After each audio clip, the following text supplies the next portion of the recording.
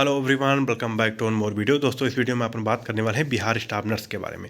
दोस्तों, जैसा कि आपको पता है, बिहार स्टाफ नर्स का सब कुछ काम जो है ओके है। अब यहाँ पे डॉक्यूमेंट्स वेरिफिकेशन के लिए जो है लोगों को बुलाया गया है। अब जिन लोगों का इसमें लिस्ट में नाम नहीं है वो तो बाहर हो चुके हैं, लेकिन जिन लोगों का लिस्ट में नाम है वो इस चीज़ को लेकर बड़े चिंतित हैं क्योंकि अभी आपको पता है कि एक और लिस्ट आनी बाकी है जो फाइनल लिस्ट होगी। फाइनल लिस्ट में जिन जिन लोगों का नाम होगा उन्हीं को ज्वाइनिंग लेटर मिलेगा, उन्हीं को नौकरी मिलेगी। फाइनल लिस्ट मेन लिस्ट है और उसी लिस्ट के बाद से जो है आपको जो है नौकरी मिलने वाली है। अभी इस लिस्ट पे तो आपको नौकरी नहीं मिलेगी, लेकिन कौन से ऐसे लोग हैं जिनको फाइनल लिस्ट में नाम जिनका नहीं आएगा और कौन से ऐसे लोग हैं जिनका फाइनल लिस्ट में नाम आएगा, इस विषय पे हम बात करेंगे इस वीडियो में। क्योंकि सबसे ज़्यादा जितने लोगों का डीबी में नाम आ गया है उनके मन में कोई क्वेश्चन है, तो सबसे बड़ा क्वेश्चन यही है कि डीबी के बाद क्या मेरा फाइनल लिस्ट में नाम आ पाएगा कि नहीं आ पाएगा। डॉक्यूमेंट्स वेरिफिकेशन होगा तो क्या मेरा फाइनल लिस्ट में नाम आएगा कि नहीं आएगा। सबसे ज़्यादा क्वेश्चन जो है इसी बारे में पूछा गया है और सबसे बड़ा डाउट भी यही है, और यही डाउट मैं ख़त्म करने के लिए ये वीडियो आपके लिए लेकर आया हूँ। तो आइए बिना किसी देरी के वीडियो को शुरू करते हैं। चैनल पे हमारे पहली बार आए हैं, चैनल को सब्सक्राइब करके बेल आइकन को जरूर प्रेस करें, क्योंकि आपको पता है कि बीटीएससी से जुड़ी पूरी एक चीज़ का अपडेट जो है हमारे चैनल पे आपको देखने को मिल रहा है, फॉर्म भरने से लेकर कॉल लेटर तक। कॉल लेटर आ गया है, आप लोगों ने कॉल लेटर जो है डाउनलोड कर लिया है। कैसे करना है उसका वीडियो चैनल पे पड़ा हुआ है, आप लोगों ने देख ही लिया होगा। नहीं देखे हैं तो जाके देख सकते हैं और अपनी बड़े आसानी से आप कॉल लेटर डाउनलोड कर सकते हैं। कॉल लेटर डाउनलोड करने का लिंक जो है और उसके बाद से PDF जो है हमने अपने व्हाट्सअप ग्रुप पे भेज दिया है। व्हाट्सअप ग्रुप का लिंक डिस्क्रिप्शन और कमेंट सेक्शन में उन्हें दे रखा है। साथ में वीडियो मैं आपको जो बनाने जा रहा हूँ ये आपको समझ में आ जाता है तो अच्छी बात है। इसके बाद भी आपको कोई डाउट रह जाता है तो हमें इंस्टाग्राम पे लिख भेजिए, वहाँ से हमको आप मैसेज करिए, हम उसका रिप्लाई करके आपके डाउट जो है वो क्लियर करेंगे। ठीक, तो इंस्टाग्राम का लिंक डिस्क्रिप्शन और कमेंट सेक्शन दोनों में दे रखा है। व्हाट्सअप ग्रुप का लिंक दे रखा है, टेलीग्राम का भी दे रखा है। तो जाइए, तीनों जगह से आप जुड़ जाइए और कोई डाउट है तो हमको इंस्टाग्राम पे लिख के भेजिए मैसेज के द्वारा, वहाँ पे आपको हम रिप्लाई करेंगे। ठीक, दूसरी चीज़ ये है कि अब जो लोग चिंतित हैं कि हमको फाइनल लिस्ट में बाहर कर दिया जाएगा क्या, ऐसा लोगों का जो है क्वेश्चन है, तो उनका संशय मैं इस वीडियो में आज दूर करने वाला हूँ। देखिए, बाहर जो होंगे, बाहर कौन कौन कैंडिडेट होंगे हम उनकी यदि हम बात कर लेते हैं तो सबसे पहले जो बाहर होंगे वो कैंडिडेट जिनके पास डॉक्यूमेंट्स कंप्लीट नहीं है। पहला शर्त यह है कि वो सभी कैंडिडेट जो है बाहर कर दिए जाएंगे जिनके डॉक्यूमेंट्स ही नहीं कंप्लीट हैं, बताए हुए कट ऑफ के डेट के अकॉर्डिंग डॉक्यूमेंट्स नहीं है, या फिर रजिस्ट्रेशन ही नहीं है, या फिर ऐसे लोग जो फॉर्म तो भर दिए थे लेकिन उनके पास पूरे प्रॉपर डॉक्यूमेंट्स नहीं हैं। ठीक, वो लोग बाहर होंगे। दूसरा कौन है जो बाहर होगा, दूसरे नंबर पे कौन आता है जो बाहर होगा? बाहर वो लोग होंगे जिन लोगों का लिस्ट में नाम है लेकिन वो डॉक्यूमेंट्स वेरिफिकेशन नहीं कराएंगे। डॉक्यूमेंट वेरिफिकेशन नहीं कराएंगे क्योंकि वो ऑलरेडी कहीं ना कहीं सेलेक्टेड हैं, चाहे वो एम्स हो जाए, चाहे वो UPPSC हो या फिर RML हो, कहीं ना कहीं वो सिलेक्टेड हैं। इस वजह, चाहे वो ESIC हो, ओवरऑल कहीं ना कहीं वो सिलेक्टेड हैं। इस वजह से जो है अब उनको बिहार में आने की ज़रूरत नहीं है। इस वजह से उनको जो है वो डॉक्यूमेंट वेरिफिकेशन में आएंगे ही नहीं, क्योंकि उनके मन मुताबिक उनको इंस्टीट्यूट मिल गया है, उनके मन मुताबिक उनको वो जॉब मिल गई है जो वो चाहते थे और जहाँ पे चाहते थे। तो ऐसे लोग डॉक्यूमेंट्स वेरिफिकेशन कराने आएंगे ही नहीं, और लिस्ट में नाम है उन लोगों का लेकिन डॉक्यूमेंट वेरिफिकेशन नहीं कराने आएंगे। ठीक, क्योंकि उनको अच्छा इंस्टीट्यूट मिल गया है। अब जिसको RML मिल गया हो, जिसको एम्स मिल गया हो, वो बिहार में क्यों जाएगा या बिहार का कोई इंस्टीट्यूट क्यों ज्वाइन करेगा? हाँ, ज्वाइन वो करेगा जो बिहार का रहने वाला है। अब कोई ये कहे कि यूपी से हम हैं और लखनऊ से हैं और हमको RML मिल गया तो मैं बिहार जाके ज्वाइन करूँगा, तो ऐसे लोग नहीं मिलेंगे। UPPSC में जो यूपी का है उसको बढ़िया मेडिकल कॉलेज मिल गया है, वो बिहार में क्यों जाके ज्वाइन करेगा? हर लोग चाहते हैं, सभी लोग चाहते हैं कि अपने घर पे नौकरी हो और अपने घर के आसपास नौकरी हो, अपने शहर में नौकरी हो, अपने स्टेट में नौकरी हो, अपने ज़िले में नौकरी हो। तो ये देखिए, दो लोग ये बाहर हो गए कि जिनका ऑलरेडी सिलेक्शन हो चुका है, ये डीबी नहीं करवाएंगे और इनको बाहर कर दिया जाएगा। दूसरा चीज़ ये है कि जिनके डॉक्यूमेंट्स नहीं कंप्लीट हैं उनको बाहर कर दिया जाए। तीसरा चीज़ ये है कि जिन लोगों ने गलत एक्सपीरियंस लगा रखा है उसके बाद से जो है उनका नाम डीबी में आ गया है। गलत एक्सपीरियंस का मतलब ये है कि प्राइवेट हॉस्पिटल का आपने एक्सपीरियंस लगा दिया तो आपको नहीं लिया जाएगा, क्योंकि NHM पे जो काम करते हैं उन्हीं को लिया जाएगा। NHM स्टाफ नर्स में जो काम करते हैं उनको लिया जाएगा, संविदा के बेस पे जो काम करते हैं उनको लिया जाएगा। प्राइवेट हॉस्पिटल का, किसी नर्सिंग होम का जब आपने एक्सपीरियंस लगाया है तो ऐसे कंडीशन में भी आपको जो है बाहर कर दिया जाएगा। 3 कंडीशन हो गए कि जो डॉक्यूमेंट वेरिफिकेशन में बाहर होंगे। चौथी कंडीशन क्या है कि और कौन बाहर होंगे डॉक्यूमेंट वेरिफिकेशन में, हम उसकी बात कर लेते हैं। चौथी जो कंडीशन है कि चौथी कौन सी ऐसी कंडीशन है कि जहाँ पे जो है लोग जो है डॉक्यूमेंट वेरिफिकेशन में बाहर होंगे, चौथी कंडीशन ये बनती है कि बहुत सारे ऐसे लोग हैं, बहुत सारे लोग तो नहीं कह सकते, लेकिन कुछ लोग ऐसे हैं जिनका डीबी के लिए लिस्ट में नाम तो है, लेकिन वो डीबी कराने नहीं जाएंगे क्योंकि या तो उनके घर से वो दूर पड़ रहा है, या फिर अदर राज्य के हैं, खासकर फीमेल है, या फिर घर से परमिशन उनको नहीं मिल रही है कि, और या फिर उनको ये कॉन्फिडेंस है कि हमारा तो इधर ही कहीं हो जाएगा, तो उतनी दूर हमको जाने की ज़रूरत नहीं है।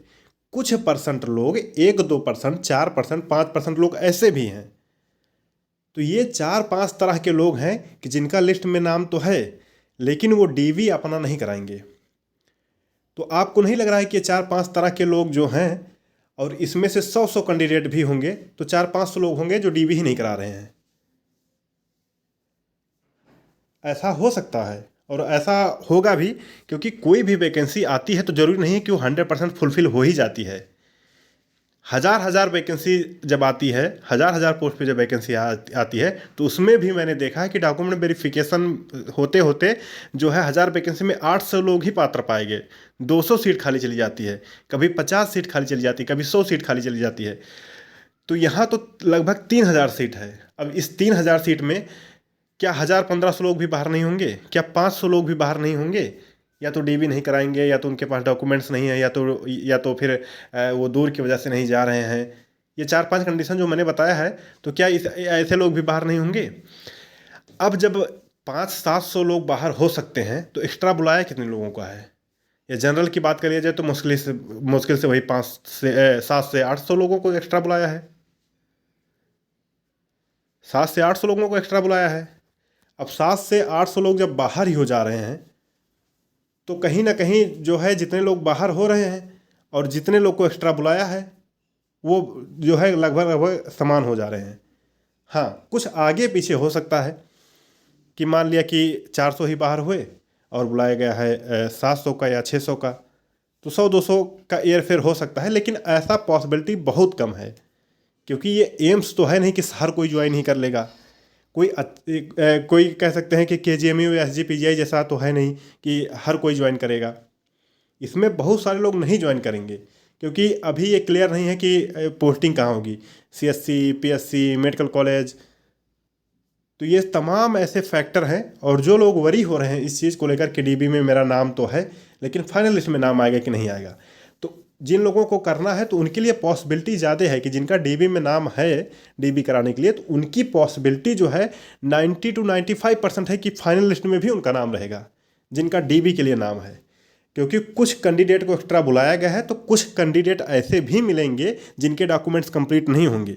ओवरऑल देखा जाए तो दोनों बात बराबर हो जा रही है कि कुछ कैंडिडेट को एक्स्ट्रा बुलाया गया है, तो कुछ कैंडिडेट को बाहर भी किया जाएगा डीबी में, क्योंकि उनके पास डॉक्यूमेंट्स कंप्लीट जो है वो नहीं मिलेंगे। तो फिर आप इस बात को लेकर क्यों चिंतित हैं कि आपका डीबी में नाम आएगा कि नहीं आएगा? बहुत सारे ऐसे लोग हैं जानने वाले जो डीबी कराने नहीं जाएंगे। आपके भी जानने में होंगे, वो कमेंट सेक्शन में आप बताइए कि आपके जानने में कितने ऐसे लोग हैं जो कि डीबी कराने नहीं जा रहे हैं। मेरे जानने में तुम आई थिंक 5 से 7 लोग ऐसे हैं जो डीबी कराने नहीं जा रहे हैं, क्योंकि वो ऑलरेडी सिलेक्टेड हैं, या फिर ऐसे ही फॉर्म भर दिया था कि देखते हैं।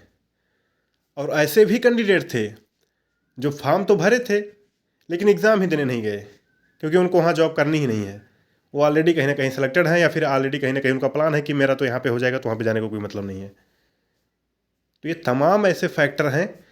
तो इस चीज़ को आपको सोचना चाहिए और इस पर दिमाग लगाना चाहिए कि ये सारी कंडीशन हो सकती है कि एक्स्ट्रा लोगों को बुलाया है। ज़रूरी नहीं है कि 3000 सीटें हैं तो 3000 लोग पहुँच ही जाएंगे डॉक्यूमेंट वेरिफिकेशन कराने में। बहुत सारे लोग नहीं पहुँचेंगे, आप देख लीजिएगा।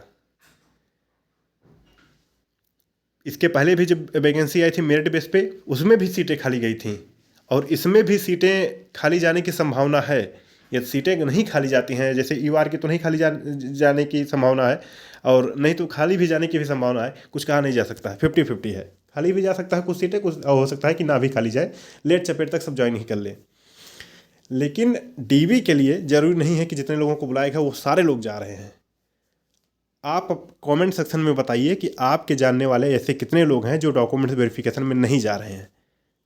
आप सभी लोग बताएंगे तो कहीं ना कहीं एक मोटा मोटा आइडिया मिल जाएगा, और उस पर मैं एक तगड़ा वीडियो फिर से लेकर आऊँगा प्रूफ के साथ कि लगभग इतने लोग डीबी में नहीं जा रहे हैं। यदि आपने एक्सपीरियंस लगा रखा है प्राइवेट हॉस्पिटल का, तो भी कमेंट सेक्शन में बताइए। यदि आपके कोई डाउट हैं तो इंस्टाग्राम पे हमको लिख भेजिए।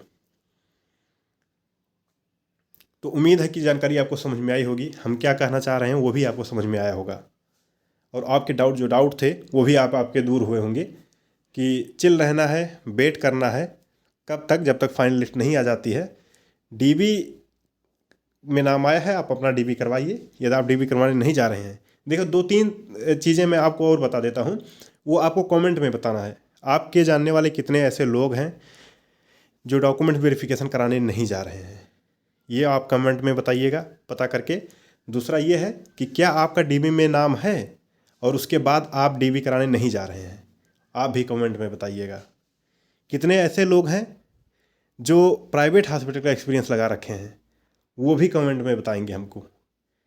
फिर मैं एक वीडियो लेकर आऊँगा एक एक्सपेक्टेड, तो उसमें और भी चीज़ें क्लियर हो जाएंगी कि कौन कौन यहाँ पे डीबी कराने के लिए नहीं जा रहा है और कौन कौन डीबी में बाहर हो जाएगा। तो बिल्कुल निश्चिंत रहें, संयम के साथ, अपने बताए हुए डेट के साथ, बताए हुए जगह पे, बताए हुए डॉक्यूमेंट्स पे ये सारी चीज़ें लेकर जाइए, डीबी अपना करवाइए यदि आप कराने के इच्छुक हैं तो। यदि आप ऑलरेडी कहीं पे सिलेक्टेड हैं, कहीं काम कर रहे हैं और आपको नहीं लगता है कि आप डीबी कराने के बाद कोई इंस्टीट्यूट ज्वाइन भी करेंगे, तो आप डीबी कराने ही ना जाइए। किसी की सीट मत खाइए। यदि आपको नहीं करना है जॉब तो आप डीबी कराने मत जाइए, छोड़ दीजिए, क्योंकि जो आप सीट छोड़ेंगे तो उसकी जगह पे कोई जो एक्स्ट्रा लोग को बुलाया गया है वो बंदा ज्वाइन कर लेगा, और आपका घर तो बसा ही है, उस बंदे का भी घर बस जाएगा। आप हवाबाजी में जाएंगे, डीबी करवाएंगे और फिर सीट छोड़ देंगे, आपकी वजह से किसी का घर नहीं बस पाएगा। और आप डीबी करवा भी लेंगे तो आप क्या करेंगे? बहुत लगाएंगे, स्टेटस लगा देंगे कि देखो मेरा डीबी हो गया, फाइनल लिस्ट में मेरा नाम आ गया, लेकिन मैं नवाब आदमी हूँ, मैं ज्वाइन नहीं करूँगा। तो ऐसे कंडीशन में आप उसका हक मार रहे हैं जो वेटिंग में है, या फिर जिसका हो सकता है, आपकी जगह पे किसी और का हो सकता था। तो ये सब चीज़ें सोचने की बातें हैं, इस चीज़ को आप सोचिए, समझिए और लोगों को बताइए। और बाकी जो है फिर से वीडियो लेकर आऊँगा मैं इस पर, BTSC पे, और फिर से और भी तगड़े प्रूफ के साथ लेकर आऊँगा जिसमें आपके और टेंशन को रिलीज़ करूँगा मैं। खैर इस वीडियो में इतना ही, तब तक के लिए अपना ख्याल रखें, अपने दोस्तों को वीडियो शेयर कर दीजिए, और तब तक के लिए जय हिंद, जय भारत।